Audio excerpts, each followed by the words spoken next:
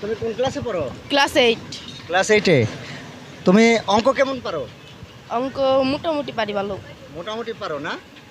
আচ্ছা, তাহলে বলো তো দেখি, তোমার আব্বু তোমার কাছে 10 টাকা দিয়েছে, 10 টাকা দিয়েছে যে তোমরা 2 ভাই মিলা ভাগ করে নিবা, ভাগ করে নিবা, তুমি 1 টাকা বেশি নিবা, তুমি 1 টাকা বেশি নিবা, তাইলে ওরে কয় টাকা দিবা আর তুমি কয় টাকা নিবা? নিম 6 টাকা দিম 4 টাকা। হ্যাঁ, আমি নিম 6 টাকা ওরে দিম 4 টাকা। 6 আর 4-এ কয় টাকা হয়? 11। 6 আর 4-এ 11 হয় না 10? কত হয়? 12। 6 আর 4-এ 10। 10।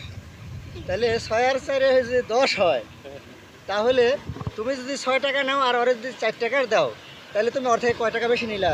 1 টাকা। ভালো করে গুনো তো দেখি। 2 টাকা। তাহলে 2 টাকা বেশি নিলা, তা 1 টাকা বেশি নিবা। হিসাব করে কত দেখি, ওরে কত দিবা আর তুমি কত নিবা? ওরে দিম 4 টাকা, আমি নিম 6 টাকা।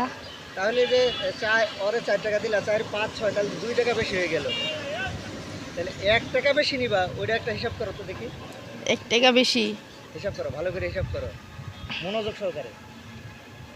10 টাকা তোরে দিম 4 টাকা, আমি নিম 6 টাকা নিম, আমি আর দিম 4 টাকা।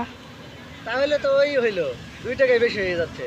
আমি নিম 5, হয় দিম 5 তাহলে। তাহলে তো 5 5 10 সমান সমান হয়ে গেল। 50।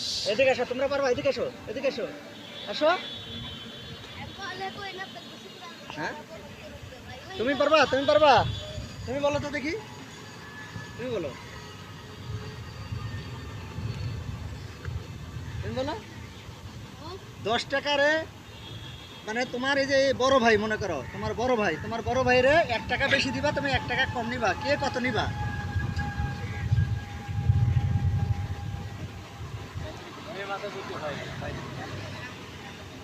এটা তো সাধারণ হিসাব, সাধারণ হিসাব না, একটা সাধারণ হিসাব। তুমি ক্লাস 7-এ পড়ো আর ও ক্লাস 8-এ পড়ে, তাহলে এই একটা সাধারণ অঙ্ক, এটা তুমি পারবা না? এটা তো যোগ অঙ্ক, যোগ বিয়োগ, যোগ বিয়োগ না।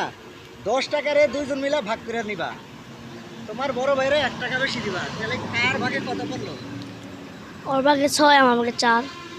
4 আর 6, তুমিও তো একই কথা বলতেছো, বলো। পারলা না? সম্মানিত দর্শক, আপনারা বলে দিবেন কে কত নিবে।